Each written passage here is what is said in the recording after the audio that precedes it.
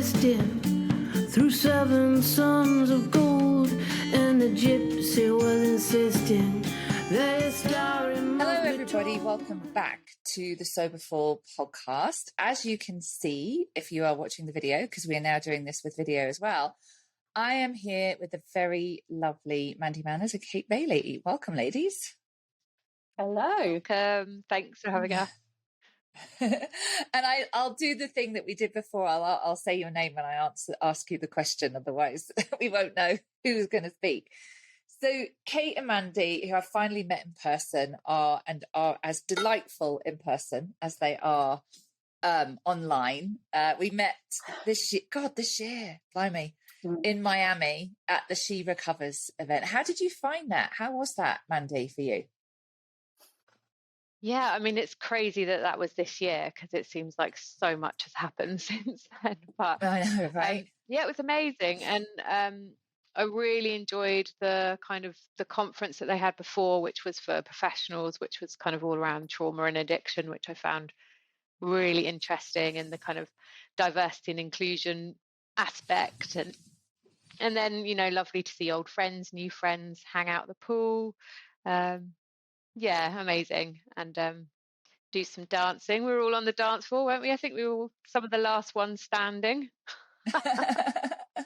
How did you find it, Kate? Had you been to LA? I can't remember. No, that was my first time in America. Oh, was ever. it? Oh. Never been to America before. God, I didn't realise that either. It was intense. It was amazing. But I said to somebody, it might have been Dufflin I was speaking to. So I had to put myself to bed for a whole day because of post-lockdown. It's like I've been only seen My Little Monkeys for about 2 years, and suddenly I was with 500 monkeys in a really big tree and really far away from my tree, and I kind of freaked out a bit. But it's amazing. It was amazing to meet everyone. It's amazing to meet you, and just hugely kind of affirming, really, and special as they are. Yeah, and because you guys flew in and flew out from Europe, I mean, that's pretty crazy as well. And I think that was the same. That was I've been doing. I mean, life had been sort of more or less normal for a while post-COVID, but that was the first big event with 500 people, and I think a lot of people felt like that. It was like re-entry after the sort of lockdowns and all of that was a bit like, oh my gosh. And it goes so fast and there's so many people. But yeah, it was so fun to meet everyone in person, and it's just great. It's great being in the majority, isn't it? I always enjoy those big events. Like, for once you're in the majority, like wherever you look, people are in recovery, and it's not usually like that for us, especially at a big event. Yeah, it was wicked. And that's when you look around the dance floor and that all of these women are just having the best time, and they've been through so much individually on their own journeys. It's just, I always find it pretty moving when you look around at the crowd and just sort of think about that collective experience, really. And we were always the ones that had too much fun, right? So we were still having Let's put ourselves to bed. It's so great seeing people. That's the bit I love, is seeing the people in early sobriety, because there's the silent disco, which is so much fun, and the pool stuff, and all of that kind of going on. And you can see people walking around with this puzzled expression of I'm really having fun and enjoying myself sober. This is.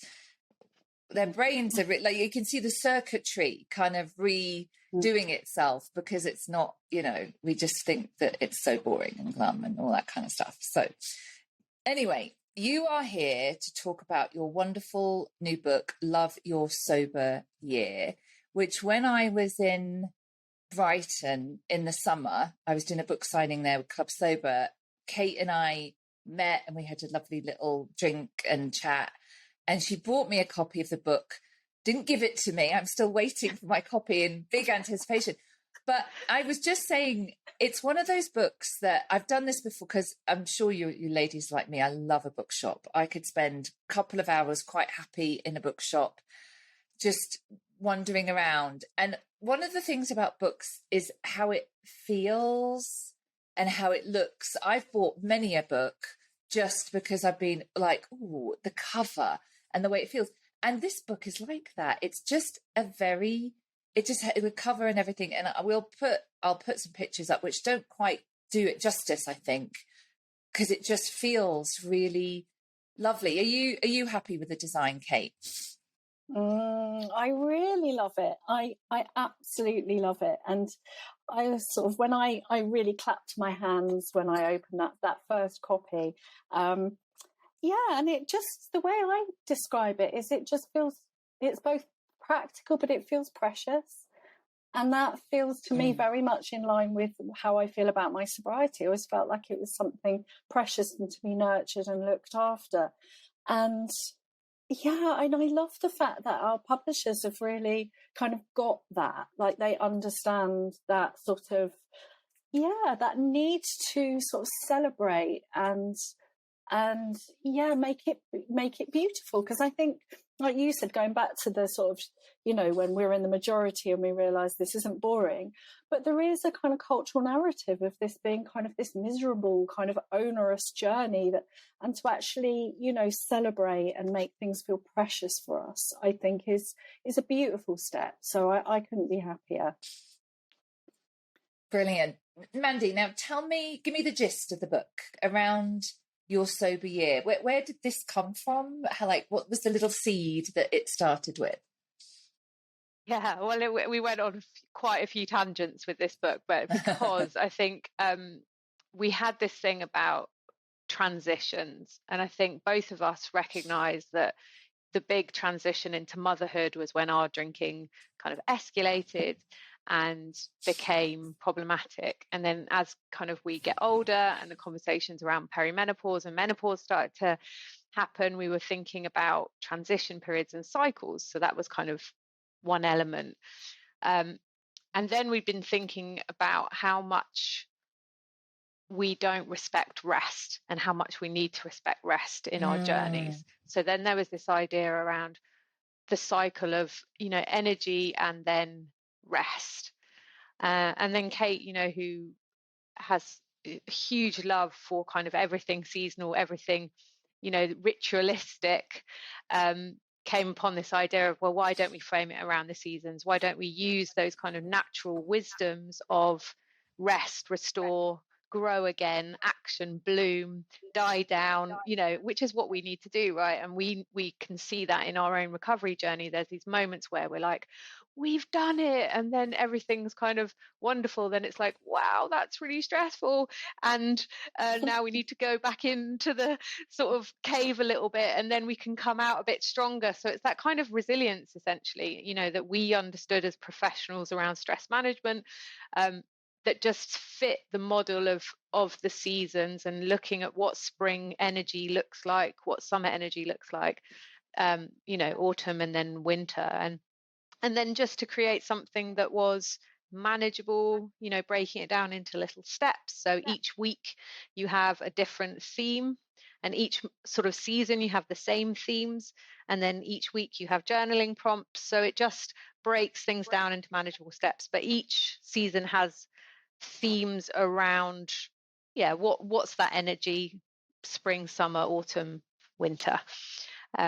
So it seems quite simplistic, but actually there's a lot of thought behind coming up with this kind of method, I guess, to look at our recovery. I love that idea, because I think there's a lot of truth there that we do kind of ignore in our modern world. I think our ancestors were so much better at that, weren't they? At honouring the periods of the seasons and how it affects us, and transitions. And I think a lot of that's been lost, and I think it doesn't benefit us. I think you're really onto something there, that all of that stuff, the way our body, the rhythm of life, I call it, the rhythm of life. I'm in that sort of, I'm perimenopausal, and It is. It's like I notice my energy, and I don't know. It's not. I don't want to say it's worse or better. It's just different. There's. I think there's a lot we can get from these transitions that we're not getting, and that's hopefully what the book is going to explore. Kate, so tell me, for example, we're going into fall or autumn. What does the book explore about that season? Well, it explores on different levels. As Mandy said, it sort of encapsulates the sort of sense and interpretation in a kind of, I suppose, in a kind of an artistic way, drawing on sort of cultural narratives, such as, we've got quotes throughout the book, like Emily Bronte says, "Every leaf speaks bliss to me, fluttering from an autumn tree." So we've got peppered throughout some quotes. And then we look at, well, what does that mean in terms through the sober lens? What does letting go mean through the sober lens? What do we might need to let go of? What do we need to adjust? And also, we always say that each season we do need to update the sober toolkit, because what cuts it in summer and what the challenges are in summer are not the same as in autumn. So we might be feeling colder. We might be an autumn file like me, who I just love everything about it and go stomping around and clapping my hands about knitwear. Or Mandy, you might be a bit more like Mandy, who feels that seasonal affective stuff start to come in. So you might need to just say through, that gentle inquiry, what do I need now? What do I need in this new season with this new rhythm?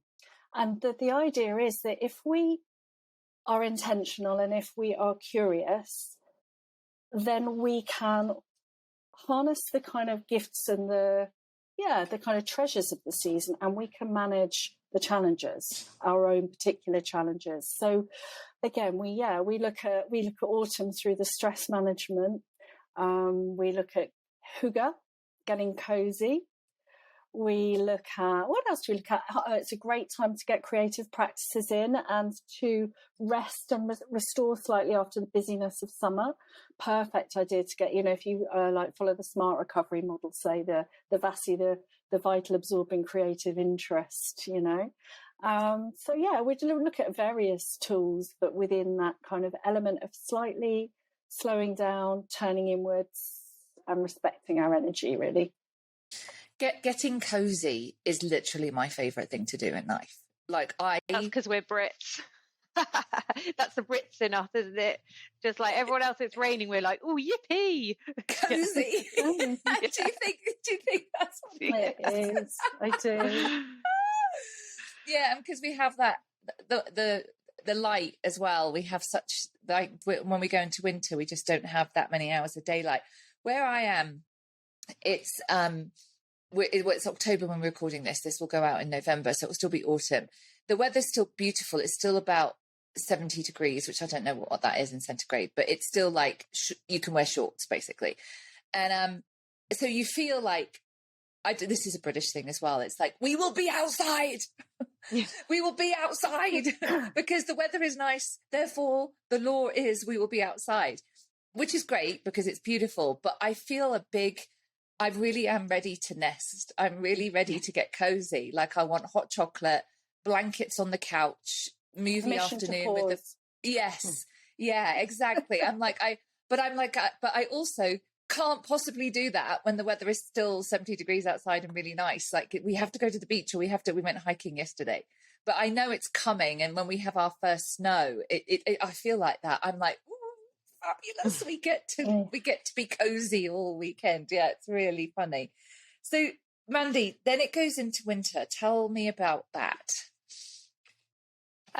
Well, another one of the themes that we picked up on was the change cycle. So, in that sort of recovery, addiction recovery, you work on the kind of concept of contemplation, preparation, action, and then maintenance, right? So in winter, we took the time of kind of contemplation. So it's that slowing down, it's that kind of going inward, it's that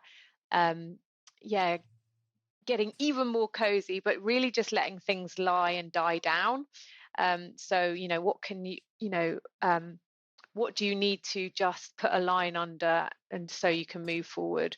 Obviously, there's a lot of social things in the kind of winter season as well. So we look at socializing through a different, from a different lens. We look at boundaries, resentment, those things. So there's a lot of kind of that. What do I need to move on to the next stage? Because obviously then spring, you're looking at preparation. So you're getting the beds ready to plant the new seeds to grow up in the autumn. So yeah, a lot of winter is just kind of making sure that you're okay, lots of self-care, and just sort of taking distance from the things that maybe have hurt you in the past. And again, because we like things that work in teams, we're like, how many things can we find that all work in a pattern? But also you have, the kind of stress triggers of fight, flight, freeze and fawn. So, obviously in winter you look at freeze, and what does that look when how can you light yourself up again when you go into that very sort of dorsal vagal, very sort of hypo arousal, very kind of sort of static state. So lots of lovely kind of awe and wonder and magic as well to kind of bring you up, which you need in that sort of winter energy. So And can you say a little bit more about boundaries and resentments, what you write about in the book? I'm curious, because that's one of the things I teach a lot, so I'm curious on your take on it. Okay. Boundaries are like they're like our life's work, so. I mean, so important. So, boundarying and creating space around, time, really. So you could look at it in terms of time management. You could look at, take the urgent or important matrix and decide what you need to shelve or what you need to keep and in what order, priorities. So we look at sort of boundarying and organising time. We look at woman caving, which, because sometimes the boundaries are outside in. Woman right? caving. Tell me about that.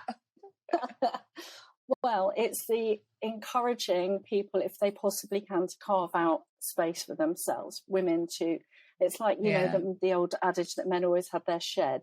So it could be physical, it's almost like creating space, creating intentional space for ourselves to be. And that's kind of the idea behind women caving. So it could be your office, could be having a little nook and cranny in your bedroom, just that's yours, that you can go and retreat to. So sometimes, that we have physical boundaries or time boundaries. And sometimes, a lot about, for women, that gender piece is sort of saying no and advocating for our needs and managing the expectations. Especially, we found our first Christmases, for example, that festive period. Yes. It's like, doing it perfectly, hosting, going out. We didn't know that it was actually okay to embrace the JOMO and say, no, I'm not going to do this, or only, I now plan like only 2 things extra to everything else. I plan 2 Christmassy things in December. That's it. One thing, something like ice skating, and one, have a little party, a music party. That's it. Because I know it has a momentum of its own, doesn't it? It's a bit like summer socialising and you're having to be out.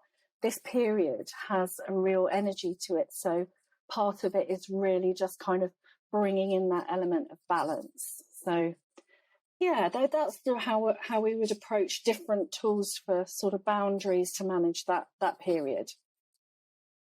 Do you know, that's so interesting? I remember a few years ago when my children were really small and I wanted to create magical Christmases, and I completely lost control. Like, I was booking everything, like breakfast with Santa and this with Santa and that with the reindeer. And I just kind of had this moment, and it starts like right after Thanksgiving in America at the end of November. And I just had this moment where I caught myself and went, oh my God, this is exhausting. And my children don't care. Like, they're just like, oh, there's some nice lights. They're fine. And it was expensive. And I realized I just got really caught up in this kind of, what I imagine, the Christmas I wanted to create for them, rather than actually realizing that they were just quite fine with the, couple of things at the local church type thing. And how easy, it's really easy in December to get really caught up in that as a mother, I think, right? To just get a bit crazy. And I've realised over the years I've done less and less and less, and my children's happiness and pleasure has not decreased one iota. Yeah. So there's that, I think. And there's also, one of the things I talk about with my clients is that the year of the firsts, you know, it's all the first. And the holiday season is quite a big one, especially for, and Chip and I talk about this, like in I don't know if it's the same in France, Mandy, but you know, in the UK, it's like December 1st, that's it. Normal rules no longer apply. And it's sort of full on, like drinking at all kinds of absurd hours because normal rules don't apply in December. And that's what we do. It's not, because we have Thanksgiving and Halloween in America, and those are big holiday events. Christmas is a big event, but in England, all we have is Christmas. It's like this just, I don't know, rampage. What do you say in the book about kind of that, Mandy, for you know, for people? Because it is a big thing. It can be very triggering.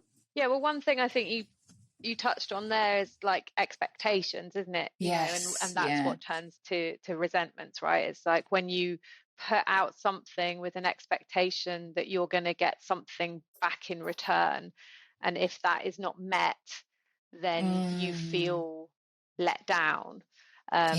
So, you know, and that can be really triggering. And I think we put a lot of our pressure on ourselves that things will be perfect, or that, you know, everyone will have a really great time, and, you know, everything will be really wonderful, and then it's not. And then we take it on as if it's all our fault, because there's this kind of, for a lot of people, you know, who struggle with their drinking, you know, are people pleasers or have adapted senses of relationships that, you know, they think that their value is based on how well they do something, right? And that's certainly how I was. So you're like trying to make it all wonderful, and then you feel like it's all your fault if it goes wrong.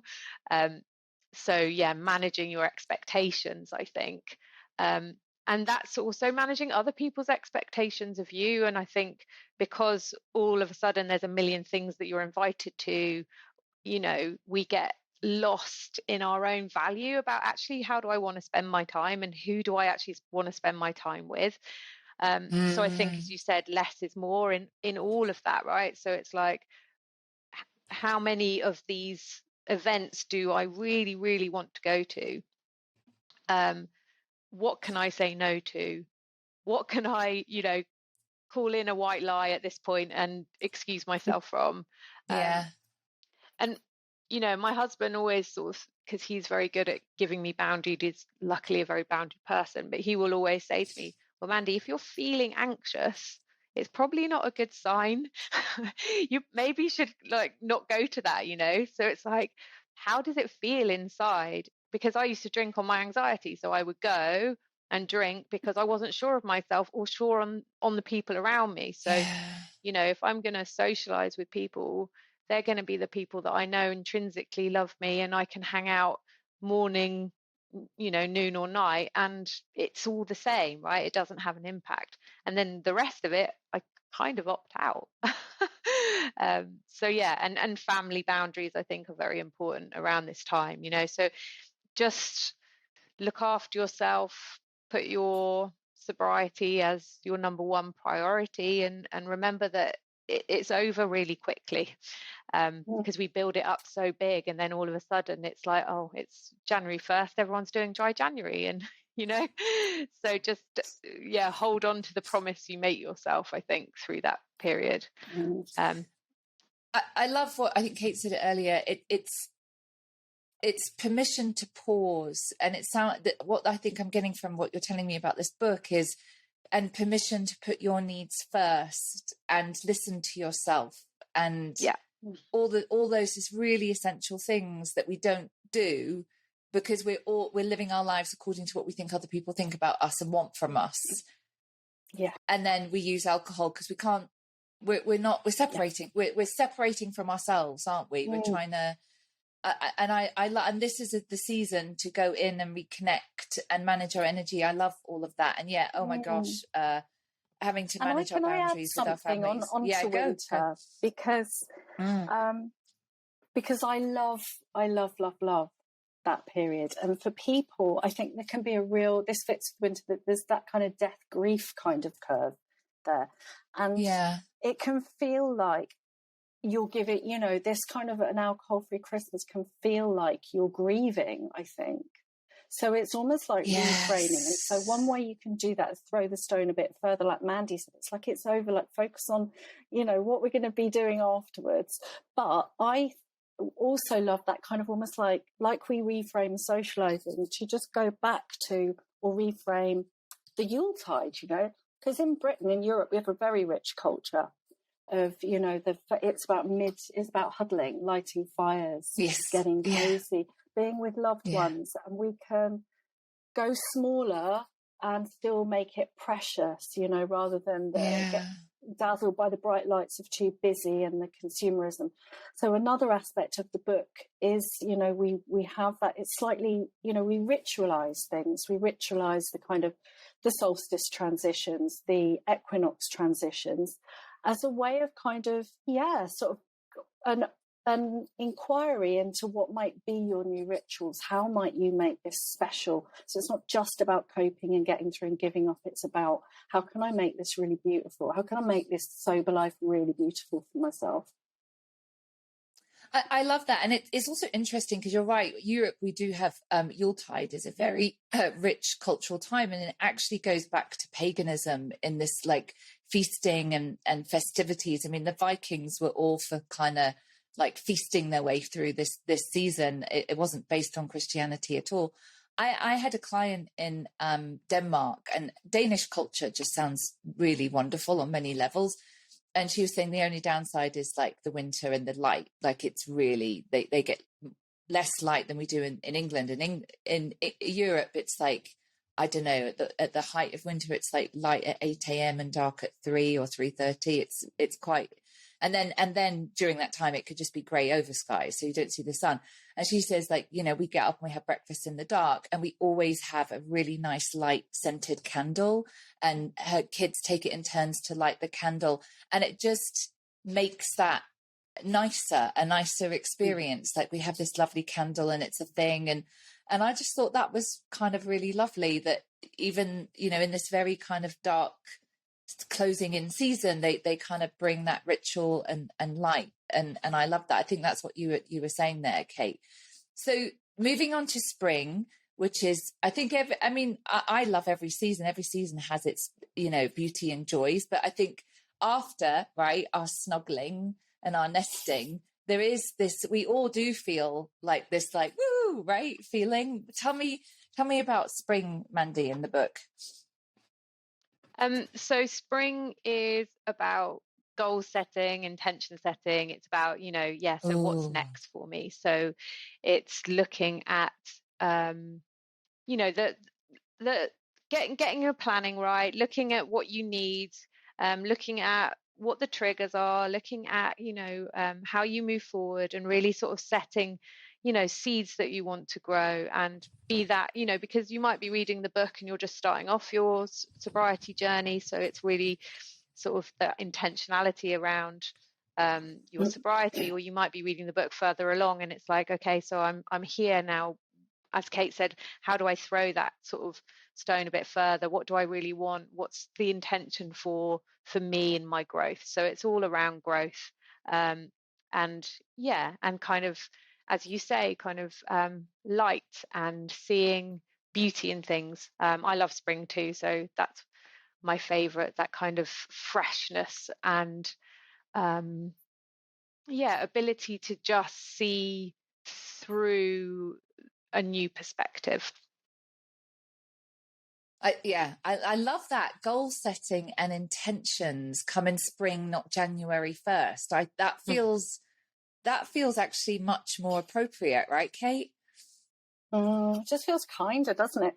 So it's you know, we're still wintering, and that January period, it's like, I think you know, Angela Carter referred to it as, she said, introspective winter, a sick room hush, which is quite sort of dark and macabre, but it really feels like that pause. It feels like that necessary going to ground. And I think we wrote in the book, didn't we, Mandy, about, it's like imagining that you are a farmer looking at a field and it's just icy and it's just empty.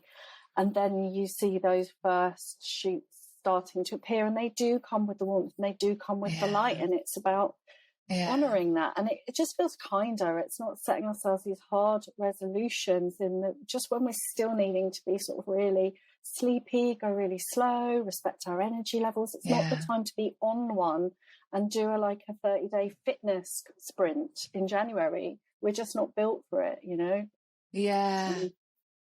That makes, I mean, you're right. It is. It's so, and that's all just businesses and marketing telling us we should do this now. Oh my gosh, I've had quite a revelation. You're completely right. My friend Tiffany, who's an intuitive eating coach, she always says that we have outsourced to be told what to eat by for-profit companies. And it kind of is the same. We've outsourced, actually the time to do goal setting and setting our intentions is actually spring. January is still a time to be cozy and snuggly and pause. So I love that. I think that's fantastic. So summer, Kate, everybody's favorite month, but also summer, I feel, can be very triggering for people. With 100%. drinking. There's something, that, there's that kind of fantasy, isn't there? Like you're sitting outside in your beautiful summer dress with a crisp glass of wine, or a beer, an ice cold beer, or whatever it is. There's that image we have in our heads that is never like the reality of what our drinking is. But I also feel like Christmas, summer can also be quite drinking. Tell us about what you've written about for summer in the book, Kate. Yeah, well, just 100% completely agree. And it's sort of, we see it as kind of twofold, I think. There's that kind of, it feels like, the rules don't apply because it's rosé all day situation marketing, and the sun's out. And it really does. Addictive behaviours do actually really peak, apparently. People seeking help. That's one of the peak time is the summer for alcohol. And there's also the sort of parenting angle as well. So if you're on the summer holidays, in bubble quotes, you've got the period of school closure, as we'd like to call it. The period of school closure. You'll run ragged, and also you're trying, might be trying to give your kids the perfect summer holiday, and strawberry picking on the first day of the holiday because it's your it's just like, too much bowed and backlit, perfect mummy situation pressure in the summer. So we need to sort of call BS on that. And again, it's a bit like the winter. If you see spring and autumn, they have this kind of, there's a doing element to them. So we're setting intentions in the spring and we're kind of letting go and transitioning in the autumn. And I see very much winter and summer as those static ones that have an energy all of their own. And it's about pumping the brake quite a lot. So there's all the light, all the heat. We're like, we are naturally supposed to be out, but if we haven't honoured our rest during the winter, we will get depleted really, really easily in the summer. So that, again, it is that sort of cluster of, sort of expectations, social norms, the holiday periods. So we do in the book, we look at that kind of managing overwhelm. It's almost like if you imagine summer as the fire, it's like fire has an energy and we need to manage it so it doesn't become a forest fire. So it's all about okay, how can I just press the brake? How can I tend this? How can I take pressure off? So we look at those kind of boundaries again. We look at the socializing in the summer, the kind of holiday aspects that can be so triggering for people. And also that kind of cult of youth. If you look at the life cycles, it's almost like we've got to party like it's 1999, haven't we? We get that idea of that sort of not being able just to kind of mature, really, and be our own age. So we look at that in summer as well. I don't know if I've missed anything, Mandy, that you can think of. No, I think on the stress triggers, it's fight, isn't it? So it's that anger or that emotive kind of very strong emotions. And as Kate said, how you can kind of just temper the rush, I suppose, and just kind of work with that, because part of the nervous system regulation, the stress management, how can I just allow myself to let it out in ways that are helpful and caring, and how can I temper the things that feel too much just by taking little breaks, taking things off the list. And I mean, as you said, I went to a music festival this year. My kids are sort of 16 and 15 now, but all these families just like partying like they don't have kids and they're still 18, and then they've got to go back to work on Monday. So it's like, 3-day benders at a festival and then going back to work. It's like there is this real element, especially in the UK, I don't know about the US, but of losing or just that binge and then fast nature of how we of the culture that, and it's so depleting and it's so exhausting, and both Kate and I, our drinking was always the most problematic in the summer because there was no rest. We went on holiday, we went on a 7-day drinking binge, and so it's that just paying attention, being intentional and going, okay, what do I want this to feel like?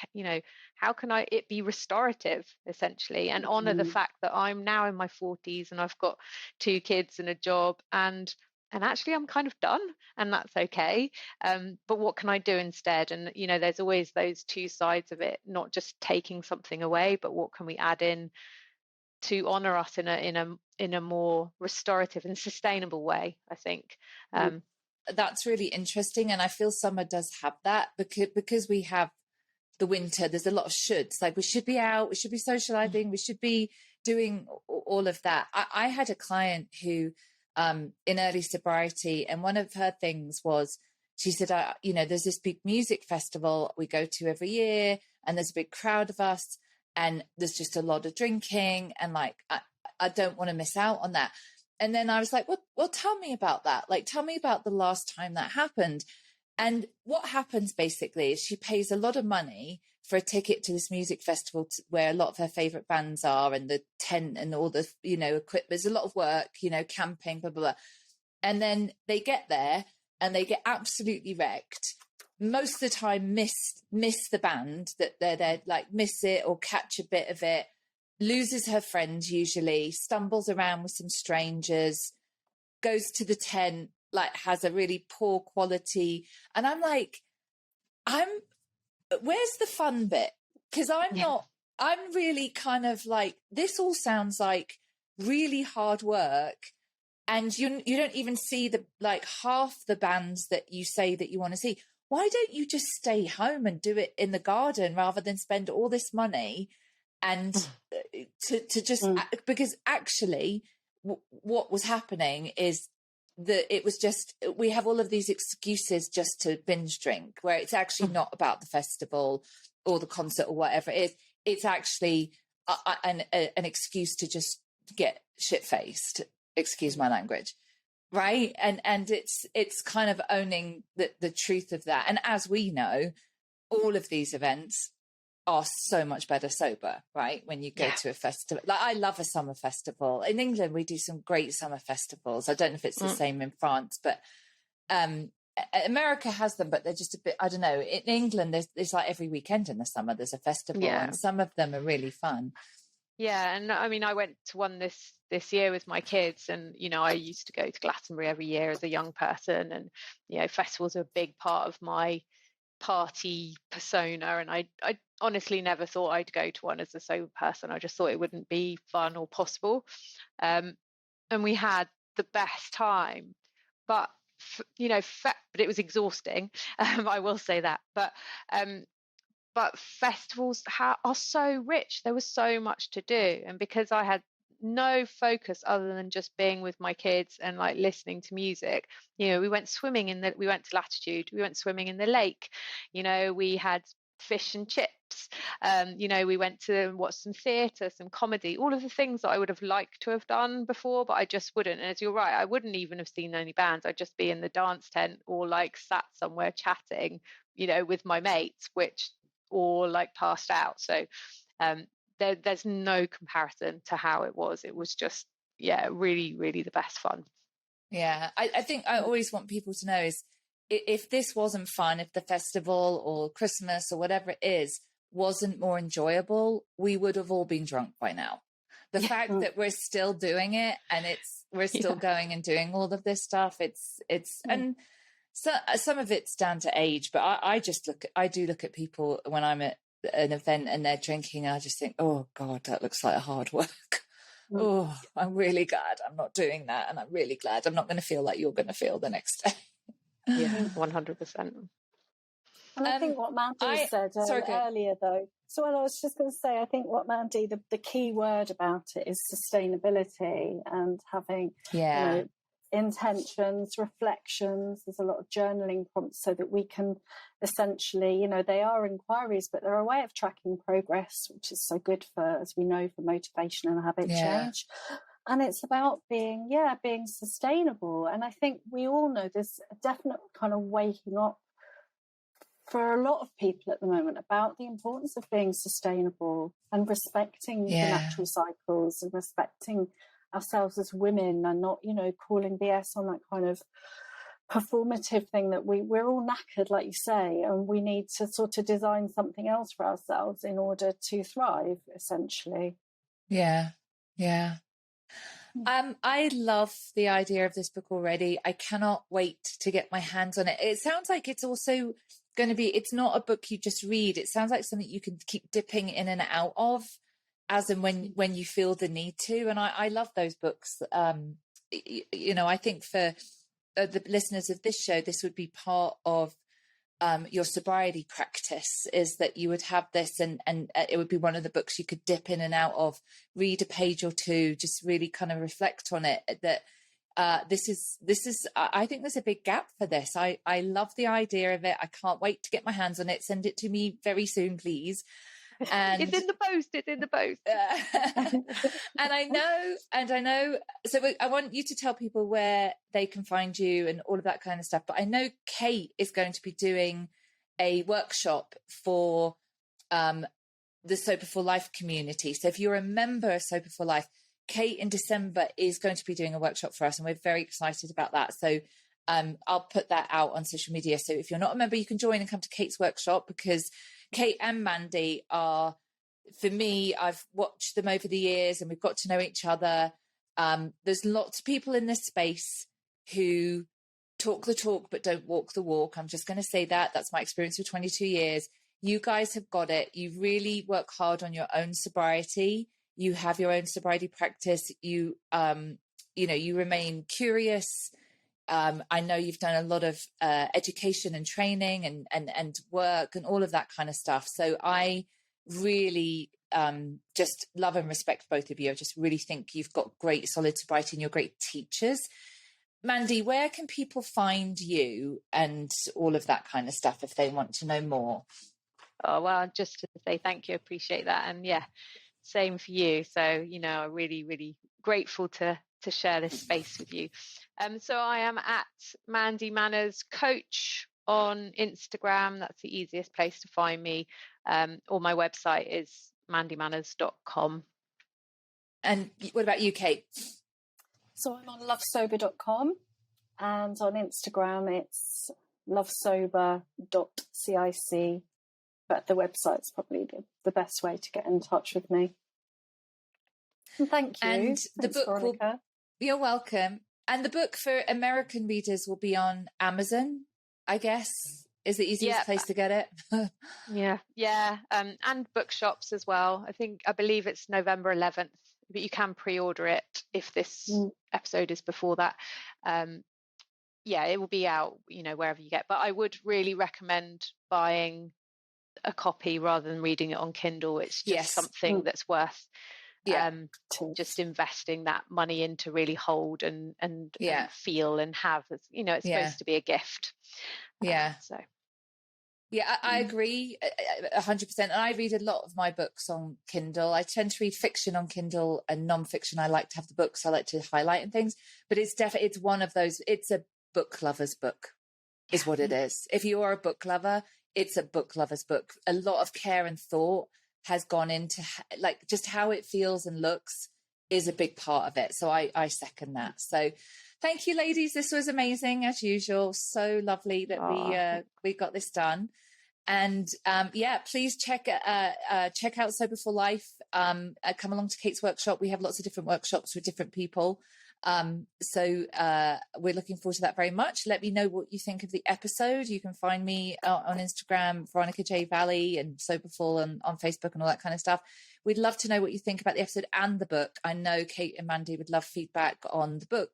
I absolutely just go order it. It's an essential part of your sobriety practice. I really think this is something that's going to serve us for years and years in the future. So thank you again, ladies. Thank you.